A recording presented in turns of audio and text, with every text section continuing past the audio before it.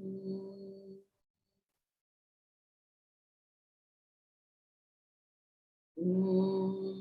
Sadhana Bhavatu Sadhana Punatu Sahaviryam Karavavahai Tejasvinavadhitamastu ma vidvishavahai.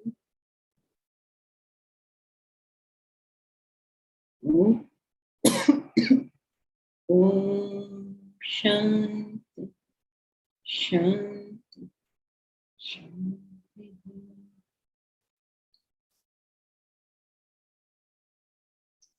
Together we'll chant Bhagavad Gita, chapter 10, verses 31 to 40.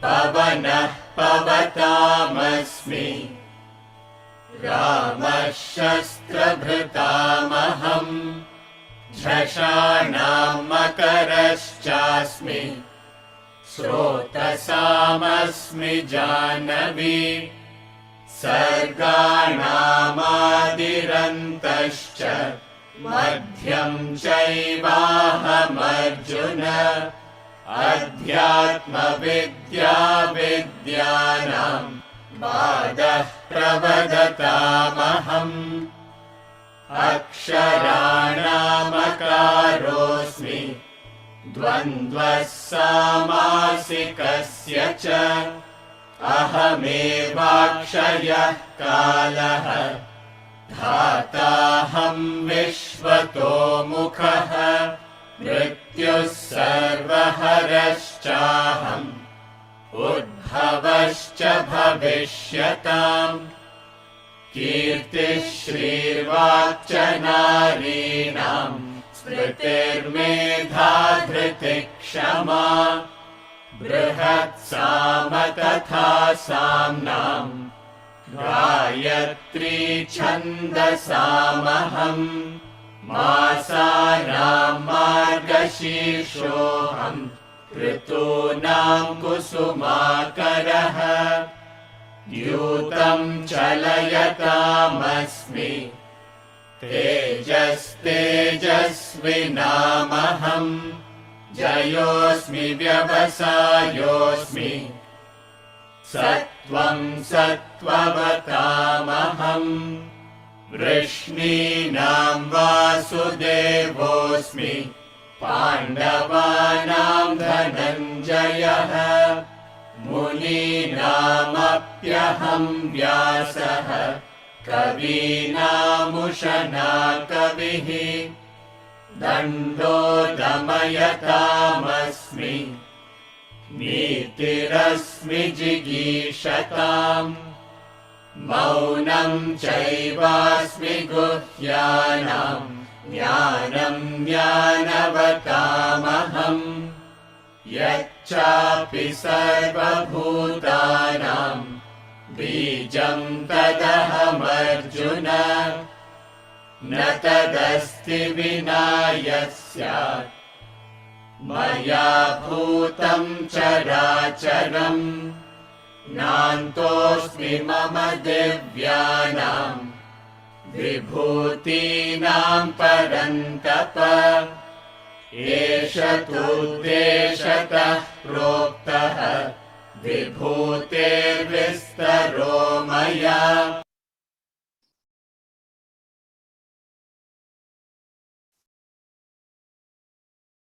Any questions? We were on the 33rd verse, which says of letters, I am O. I am the first letter, the Akshara. So it's all a pun on the word because Akshara also means the non-perishable. So A is the first letter. So it has various ranges of meaning as we did last time. That is why there's a ceremony when the child is born, they write the letter A on the tongue of the child. And it's supposed to symbolize that now he will be speaking soon. It also symbolizes that he is really the Akshara. He is not this perishable, but that imperishable. So, there's a lot of history and culture behind all these things that are given over here. Then among the samasas, samas is a peculiar usage of Sanskrit, a very developed usage. Other languages also have it, but Sanskrit has made an art form of it really, because it's very highly developed. The samas, there are many types of samas. Broadly speaking, 4 types, and it's all based on which word of the samas is important. Samas means it's a combination of 2 words, but the words lose their original declensions or vibhaktis or case endings, however you know this. So they lose their original and then they follow the samas's case endings. So there are, very broadly speaking, 4 types we can divide samas in. I'm sure most of you are familiar, right, with samas, or anyone who's even had school exposure to Sanskrit would have learned something about samas. This is a combination of 2 or more words, but without their case endings. So there are 4 types. In the first type, the first word is important. In the second type, the second word is important. In the third type, both are equally important. And in the fourth type, neither is important because referring to something else. Like Pitambar. Pita Ambara, yellow cloth. So yellow cloth refers to Krishna because those are his clothes. It doesn't refer to either the yellow or the cloth, or Neela Kantha. It doesn't refer to either the Neel, blue, or the Kantha, neck. It's not referring to a blue neck, it's referring to Shankar. Or, words like that, which refer to something else altogether. So there are 4 types of samas. First word important, second word important, both equally important, and fourth, neither important because it's referring to something else. Now he says, among samas, I am that one where both are important. I am dvandva samas. Both have got equal importance in the compound. I am verily everlasting time. Time is something that is there with us all the time, right? So he uses time to symbolize himself. Is there ever a time that time is not? So he uses time as a way of symbolizing himself, because time is there, just like God, in the past, present, and future. So he uses that as saying, I am that time. I am the supporter facing all directions. This refers to being all-pervading. These are the qualities of the Lord, no? Everlasting, all-pervading. I am the supporter facing all directions. Vishwato Mukhaha. Vishwato Mukhaha. I face all directions. What that means, it's a poetic way of saying, I am all-pervading. Okay, so that was verse 33. And if you remember, or for those who are coming today for the first time, what he is doing in this chapter is a very interesting thing. We tend to forget about God, right? In and through whatever is happening in our life. He is not an ever-present reality. As Shankaracharya says in Atmabodha, Atma tu satatam prapta. So always there. The Atman is always there, everywhere, all the time. But we don't have a grasp of this. We don't have, theoretically in class, of course, you will admit to it, but in the business of living life, this is not the way we live life. To constantly hold God as a witness to all things. This is not how we are able to do it. We forget about his existence. So Arjuna has asked Krishna, tell me, how may I remember you? So Krishna has given him a very interesting way of doing this. He says, of everything, I am the best, the noblest, the greatest. In an attempt to lift our mind to that inspiration of being able to see the Lord everywhere at all times. Now you may say, what is this Lord? Na kabhi dekha na socha. Why are you trying to make us think of the Lord?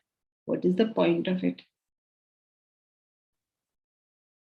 We think about what is the point of it. Why would we do that? Well, for two reasons. One for spiritual sadhaks and one for those who are not spiritual sadhaks. For spiritual sadhaks, this is the reason why we think of God. Because it is the goal of spiritual sadhana. What is sadhana? Sadhana is sadhan. It's a means. To what? To find out that reality, find out that truth, find out that God.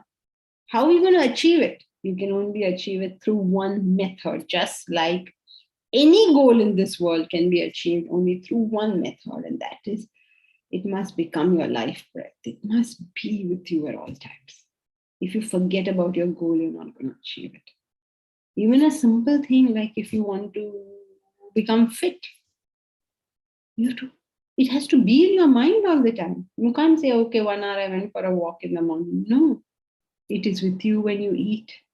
It is with you when you decide which vehicle to take. It is with you even if you decide, shall I take a bucket bath or shall I take a shower? And you say, I'll take a bucket bath because it's a little additional work for me. Shall I take the lift or shall I take the stairs? No, I'll take the stairs. So it is with you all the time. So if you want to achieve spiritual growth, it's exactly the same way. You have to think of the Lord all the time, otherwise you're not going to find him. And for spiritual sadhaks, why he does this is because by pitching your mind on the self, on the Lord, on the self within, whatever you choose to call that ultimate transcendental reality, you one day will reach there. You will understand the mysteries of this universe. You will understand the what, why, wherefore. It's for sadhaks. For those who say, I don't know about all this transcendental thing, I don't know if I want to get there. Why should I remember God? For those who are not even interested in reaching God, they also have to remember God, because that is the way a human being can maintain objectivity in what happens in life. If you don't maintain objectivity, you get so carried away that you make bad decisions. When you take bad decisions into the realm of actions, then that gives us negative consequences. And negative means what? Negative only means you got a consequence you didn't want. That's all it means. We are not judging what is negative and what is positive. If you wanted it and you got it, good for you. If you didn't want it and you got it, well, that doesn't make sense.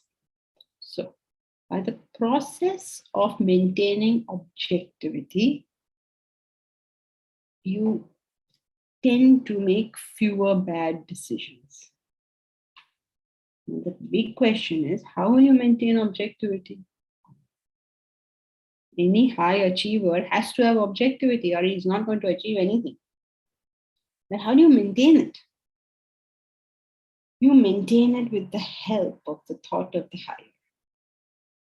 When you have maintained one thought on the higher, you're able to stay objective in what happens. Life will present good things, life will present bad things. This is just the nature of life.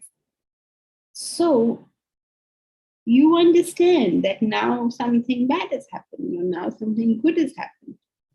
But the important thing is that I continue my journey to my goal.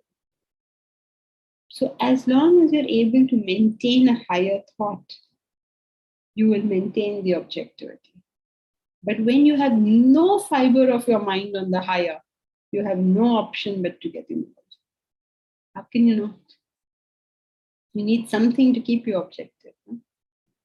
So whether you are trying to achieve something in the terrestrial world, or whether you're trying to achieve the transcendental, the mind, or at least a fiber of the mind, has to be maintained on the Lord. Now, here's where the problem is. We can't. It's very difficult. We get involved. So therefore what? Therefore, Krishna is giving us a certain way. He by inspiring us, he's telling us, look, I'm the greatest, I'm the best, I'm the noblest in all things. So your mind is inspired with that higher, because the greatest, best, whatever you like. If you like trees, then it's the biggest tree. And if you like gods, then he's the biggest god. And if you like, I don't know, anything, you like negative things, then he's the most negative. Everything, he is the best, he's the noblest, he's the greatest. So that inspires the mind. But also another thing is communicated, that in all these things he is there.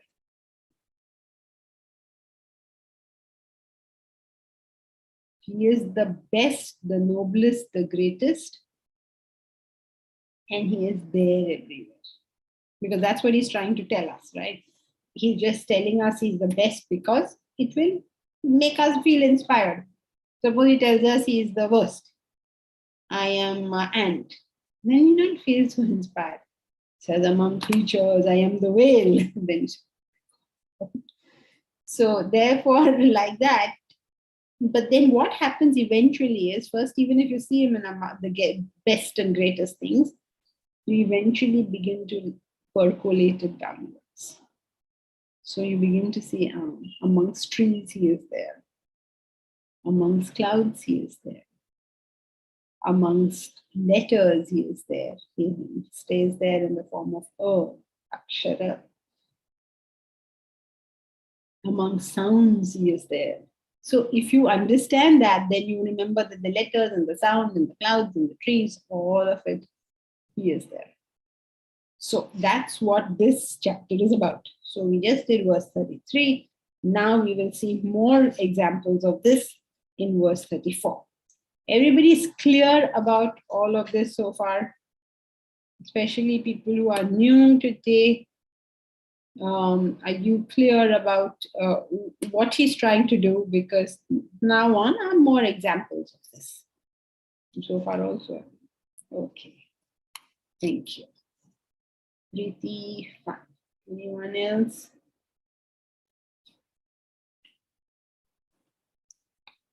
We do verse 34.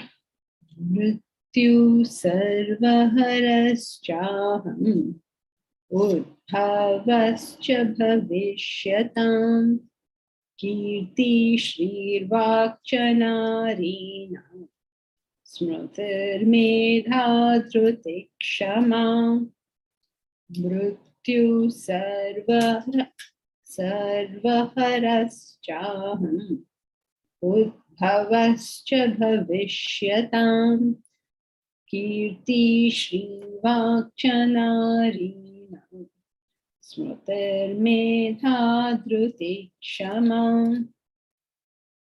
mrityu sarvahar. Sarva ahar. Hara ahar. Food. I am that which eats up everything. What is that which eats up everything? Death. Death has an amazing appetite. It can keep on eating and keep on eating.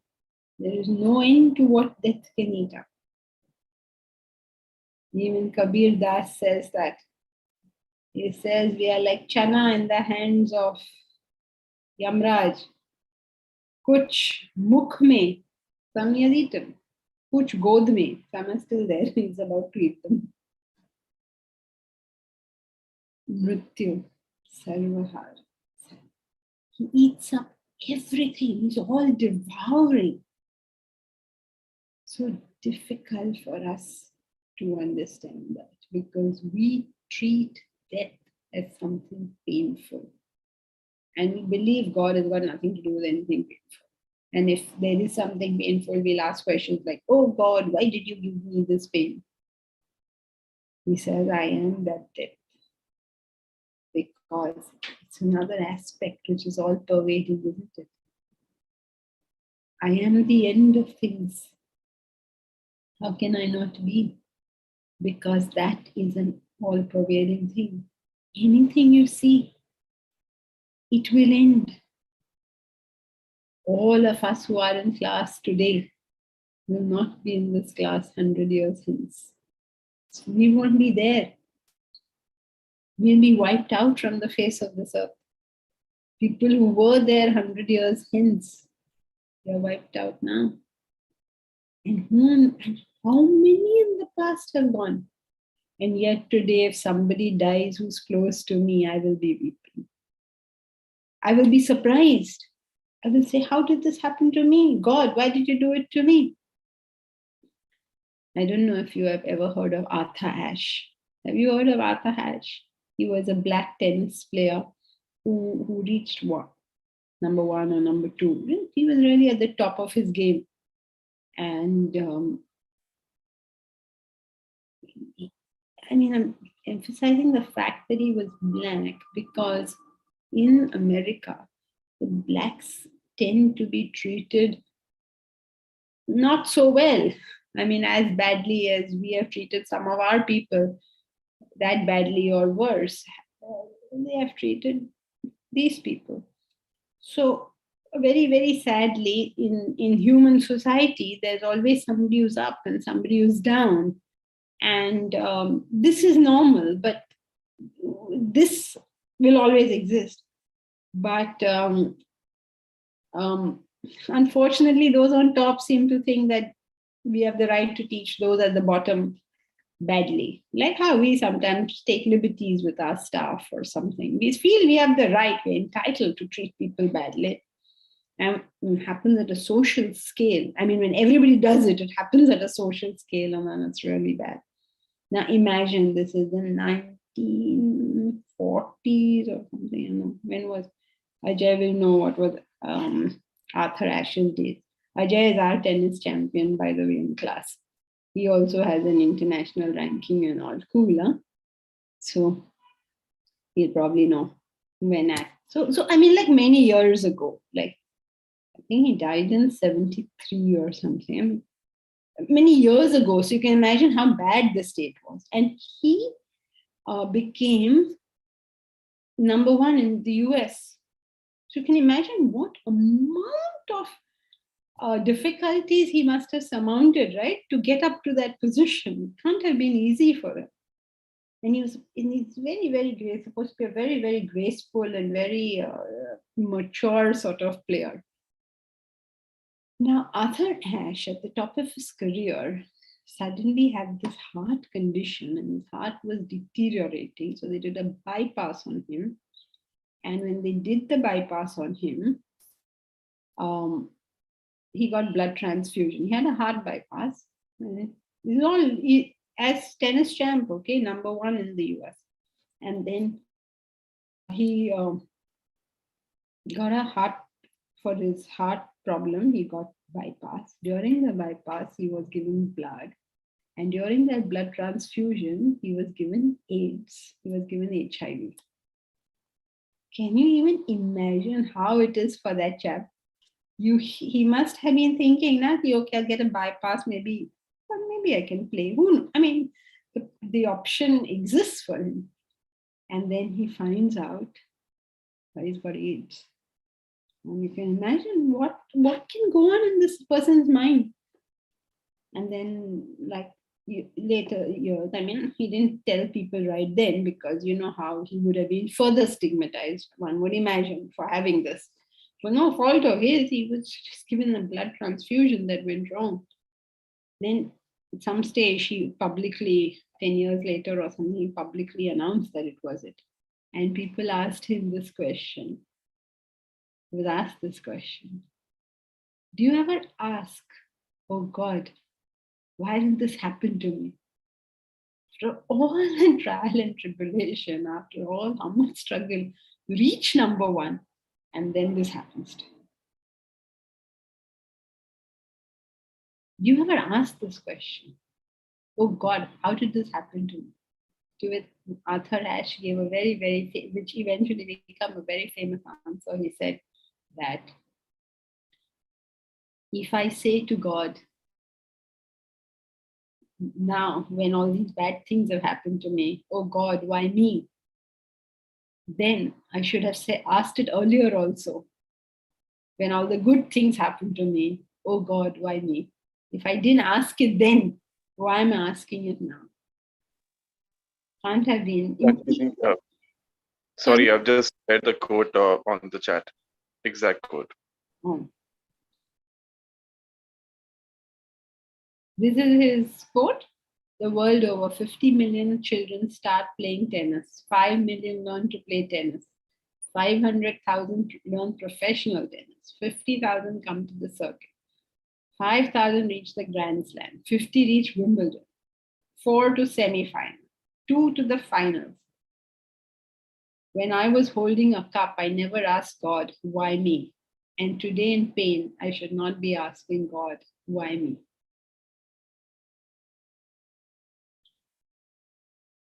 No? When we succeed, we don't say why me. When something terrible happens, we say why me. And say it both times, no? So I didn't know the earlier portion of this quote, but thank you. Why me? I can't ask in, only in bad times. I have to ask in good times. So when you're asking this question, why me? Why did I lose somebody dear to me? Please, death is all devouring. It's only a question of time. And if the idea of all your loved ones not being there is so painful to you, why are you not kind to them now? While they are there, we are fighting with our family and then we worry that they will die. What is the point of that? We are so pathetic in the way we deal with people we love. How many, frankly, I don't see families supporting one another. Everybody has an agenda of their own. I want you to behave like this. How many of us support the people that, in fact, it's really pretty pathetic how unsupporting we are towards the people we claim to love. We don't give them the slightest forgiveness. We hold everything they did in our minds. They say, suppose you ignore your spouse for 5 days. You don't speak to your spouse. Or your spouse doesn't speak to you. Okay? And then on the 6th day, the spouse comes and speaks to you. Okay? Then what will you say to your spouse? Abhi meri yaad aa gayi. Okay? That is the difference between a spouse and the dog. Because with the dog, you speak after 5 days, he will greet you with just as much pleasure. In fact, more pleasure. So, when they are there in the house, when we are with people, any people, if we hear a neighbor die, we say, oh my God, I'm traumatized. My neighbor died out of X, Y, or Z. Suddenly, out of the blue. You're traumatized because he died? Well, what were you doing for him while he was alive? His death causes me trauma, but his life, I don't want to support him in any way for anything. Weird way, we have of living life. Why would we do that? Remember that at all times when you deal with people, this may be the last time you're seeing them. Is this the memory you want to keep? I hear, in COVID and all, people were passing away. Quite a lot at that time we hear of it. And people were all traumatized.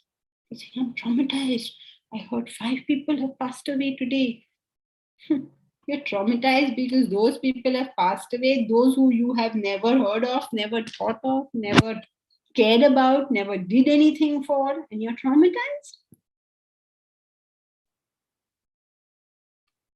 You know why you're traumatized? Because you never did anything for them, you never cared for them, you never supported them. Because frankly, if you did look after somebody a lot while they were alive,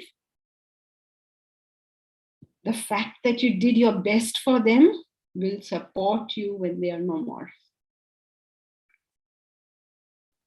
You will have that internal feeling that I've done all that I could. And if we are traumatized by something, please let us recognize the fact of our selfishness in it.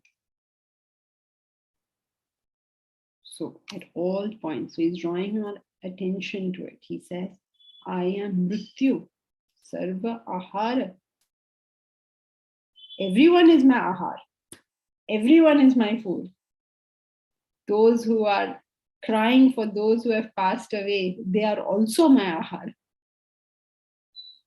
So that holding death as your witness in all things. It's referring to that idea. It's a common idea in Indian thought that you hold death as your witness to all things. You know that famous story about what is his name? Yudhishthira and Bhima, right? You're all aware of the story. Of course you are. Everybody Not knows. aware. Not aware? Yudhishthira and Bhima, when Yudhishthira was doing the yajna, how many times I've told you? And you would have known it from other sources as well. Bharat, how can you not know? Of course you know it. What? Nobody?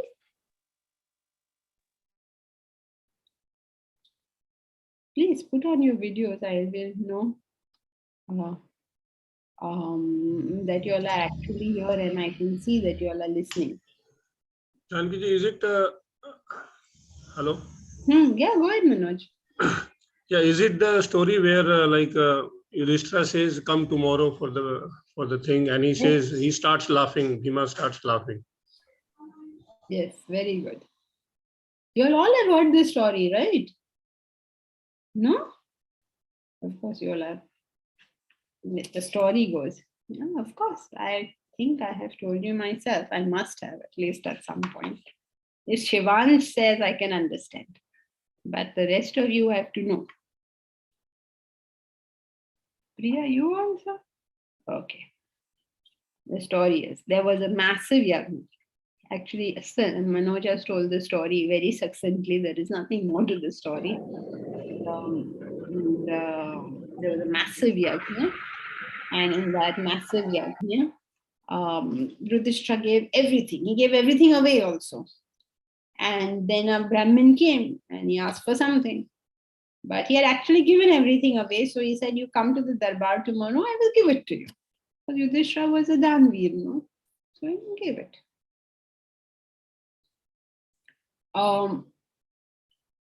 So what are you people all talking about tomorrow for? So when Bhima heard Yudhishthira saying, come tomorrow, I will give it to you, the story goes that he started laughing.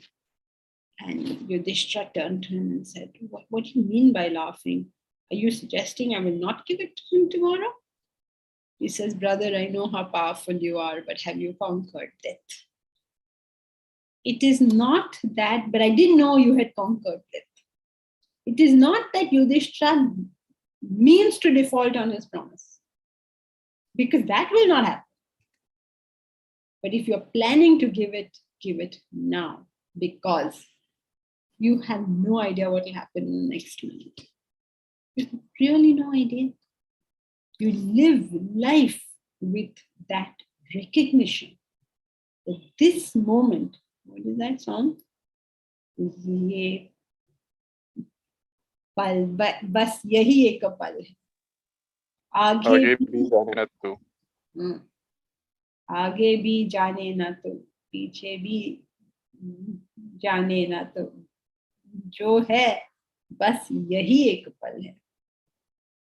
If you want to do your best, then this is the moment. If you want to do some service, then this is the moment. Whatever you want to do, your life, this is the moment. Because death is standing at our shoulder and he can open his jaws at any time and go snap, and it's finished. It is all just simply over. You cannot turn around and say, "Mujhe 2 minutes aur de do." You can't do any such thing. Once he opens his mouth and shuts it, finished. Story over. So, जो है बस यही एक पल है. So Krishna is drawing our attention to that. I am death, the all-devouring. And now you are all feeling very sad thinking about death. So he gives the other side of death. Udbhavascha bhavishyatam. I am also all the birth of the future. I am the past. I am the future. But what that really means is where the past and the future meet is the present. So if you read within the lines, you see, I am the present. I am the end of the past and the beginning of the future. Therefore, I am this present moment. Jo hai bas yahi ek pal hai. Just this much. It is my job in this world to be responsible for this moment. Am I at this moment doing the very best I can? You are listening to a class. Are you doing the very best you can? Or are you multitasking? Say, okay, let me try to do this also. Let me try to do that also. All those who multitask are losing the present moment and losing the future. Because where the past and the future meet is now. So, I am death. I am also birth.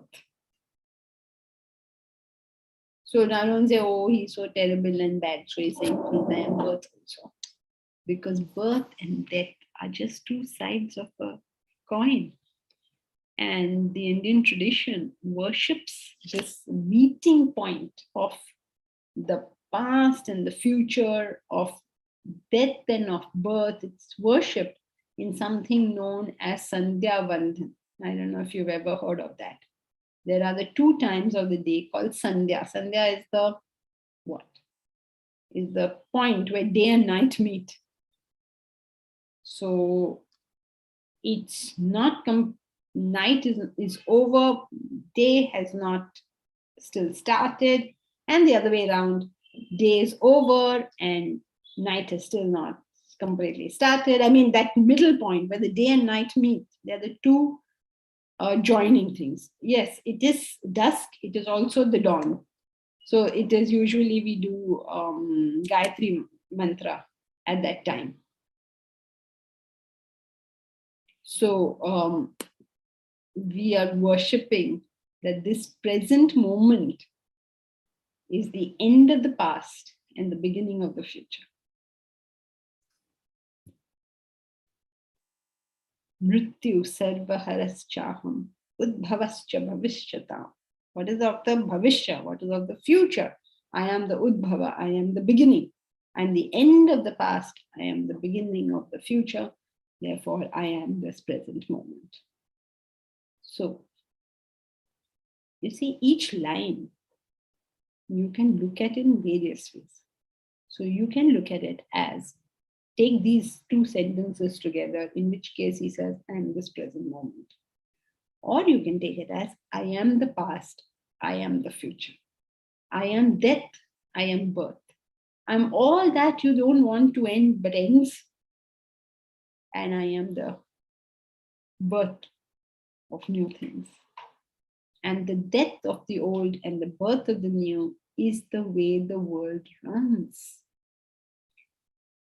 You know, all the people who existed before us, they had to die to make place for us.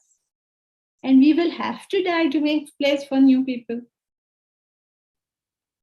It is just the way, it's the natural order. What is that line from Tennyson? Who remembers the line from Tennyson? Where are all my literature students? Nobody from literature. Old order, yielding place to new. Very good. The old order changed, yielding place to the new. And God fulfills himself in many ways.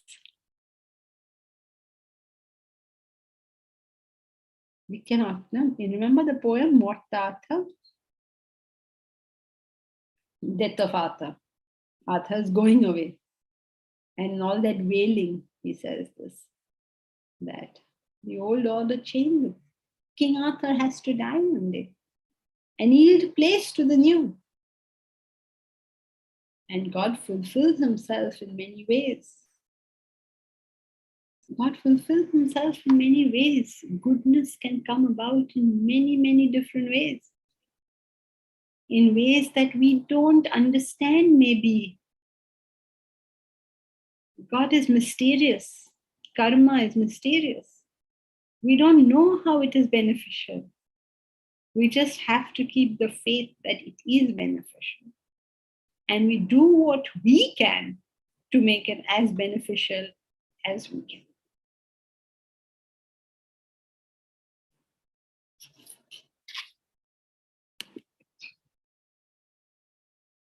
Normally, not many, Rajneesh says, normally not many remember Yamraj because of fear, even if he is manifestation of God. Yes, so the fear is because you're not able to see that he's a manifestation of God. If you can see he's a manifestation of God, what are you frightened of? Manifestation of God. God is there. Peace is there. Knowledge is there. So, Mrityu. I hope this line is clear. Mrityu sarva haraschaham utbhavascha bhavishyata. I am the all-devouring death and the birth of future beings. And then, something that feminists should be happy about, he calls him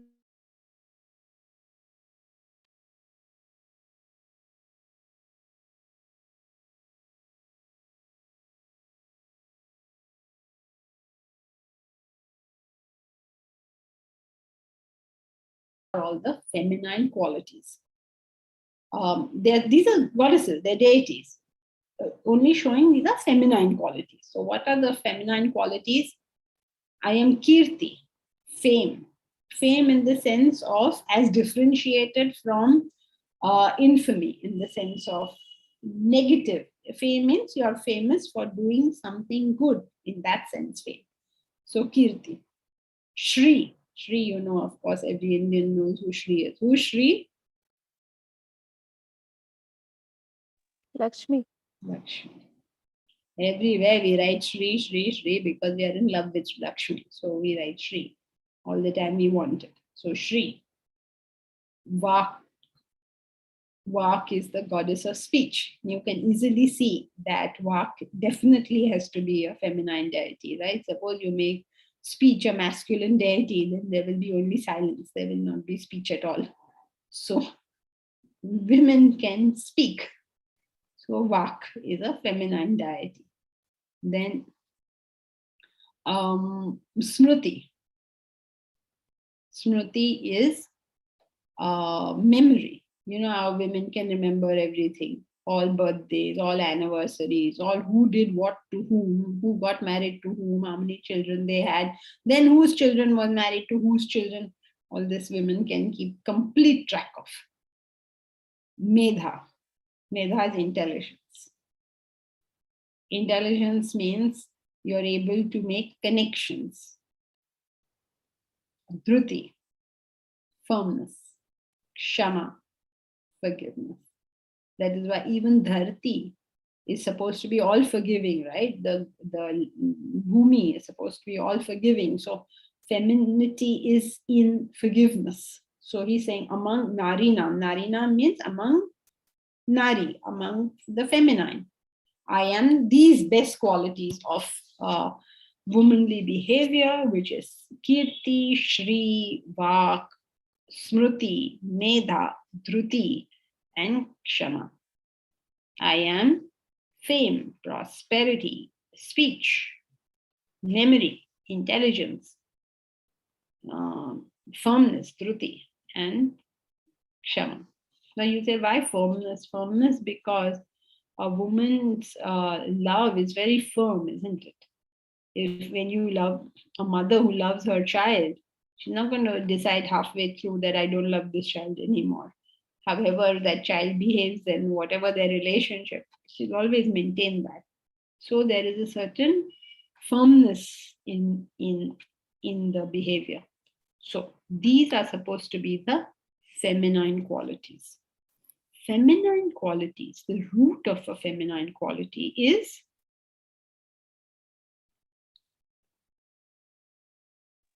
what is it? Compassion. Birth, giving birth.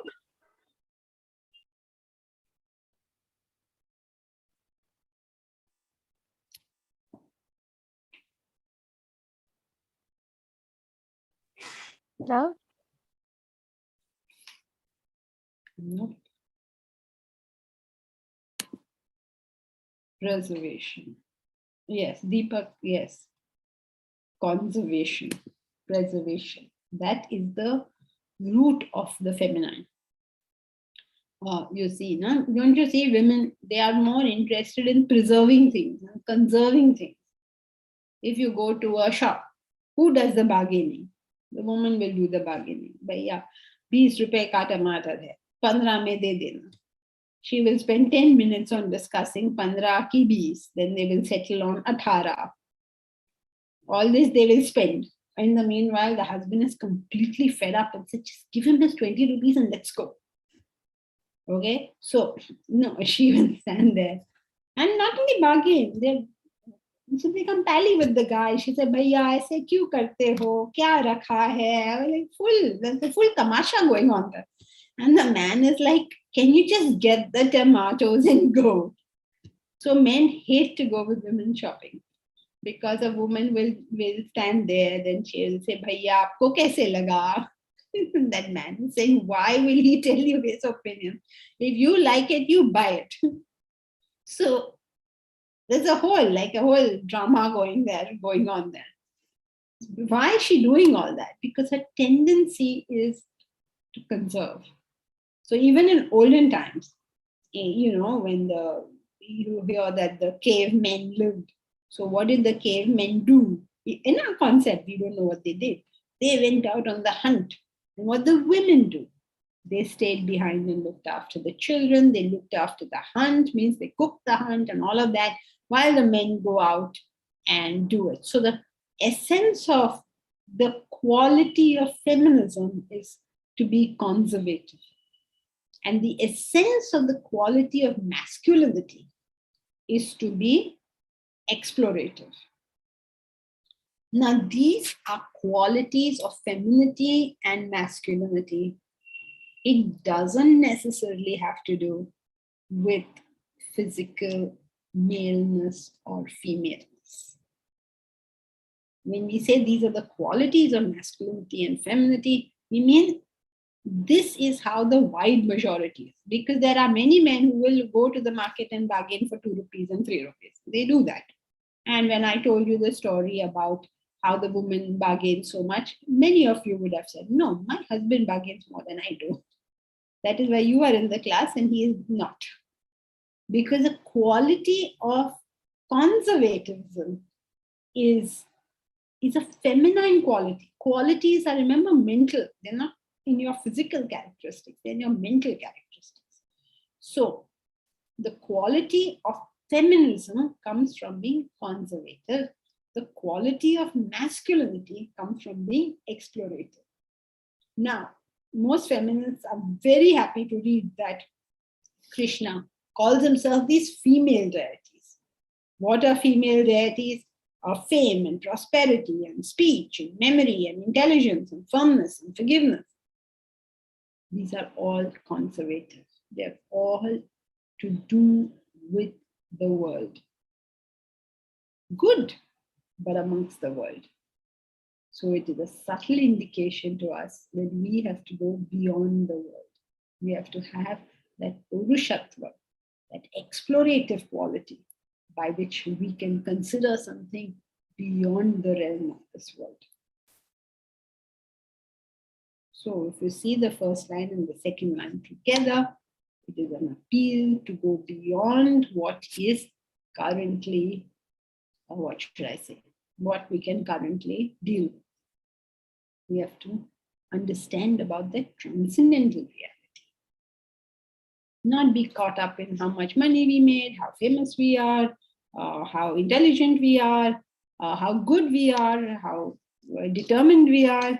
Let's not be stuck in this worldly affairs, but try to conceive something greater and nobler and higher. Omkar, do you want to ask a question? Yes, Gandhiji. Go ahead. So according to Sanskrit grammar, the feminine words would be ikarant or akarant, right? So why vak is there? Like kirti, shri. You have still not come to, I think you have not memorized the case endings of consonant ending words. Okay. So vak is it. Okay.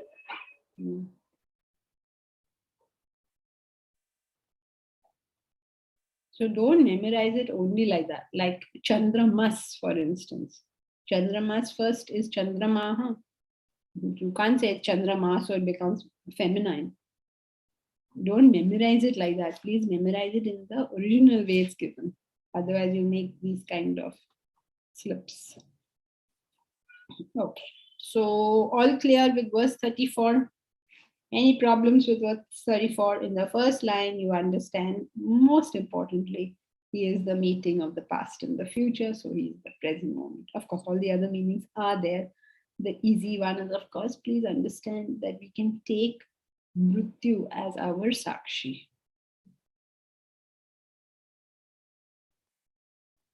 Do you have a question, Mr. Tata? Your hand is raised.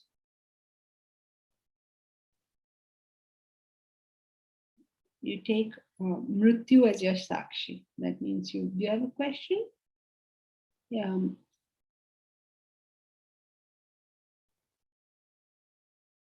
That means you don't worry about when a person is going to die. You worry about treating him rightly while he is alive. That is more important. And you understand that birth and death are two sides of a coin. One cannot exist without the other. Then that's first line. Second line, that these are feminine qualities. Feminine qualities derive, he's referred to them as feminine qualities. They are derived from the basic quality of conservatism. And his indication to us is these are the best of the feminine. We have to go into Paurushatvam. We have to go beyond them all. Now, important for everyone to please register. I don't know if you have registered. Qualities are of the mind and intellect. They are mental qualities. They are not physical qualities. So a man, physical man, may have feminine nature, very, very conservative, not willing to think of anything beyond the immediate periphery.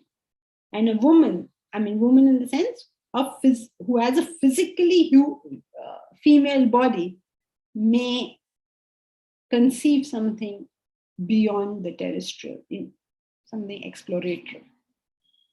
So don't take it as physical, take it as mental. Okay, I'm saying this very particularly because usually all the feminists get on my case after saying this. So nothing to do with men and women, it's got to do with qualities. Clear 34. Shall we go to 35 now?